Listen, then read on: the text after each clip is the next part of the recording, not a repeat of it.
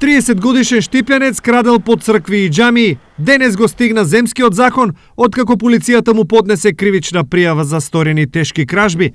Тој без срам и страв во 5 наврати обил 3 цркви во Штип. Со употреба на сила и подесен алат, насилно отварајќи ги влезните врати и влегувајќи во црквата Свети Климент Охридски Света Петка, Успение на Пресвета Богородица и Покровита Богородица, од каде одзел парични средства и богослужбен крст, со што се стекнал со противправна имотна корист од околу 46.750 денари.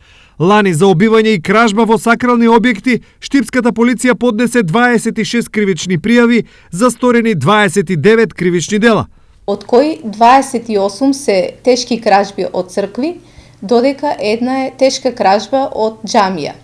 Поднесени се и 2 кривични пријави за сторени 2 кривични дела кражба, и тоа и двете се кражба од цркви. Последен пат кратци тежок греф направија пред неколку денови, кога од манастирот Свети Пантелеимон во истоименото Коченско село украдоа 2 црковни камбани стари 150 години. Звоната биле изработени рачно од месинг, а секое поединечно тежи по 70 килограми.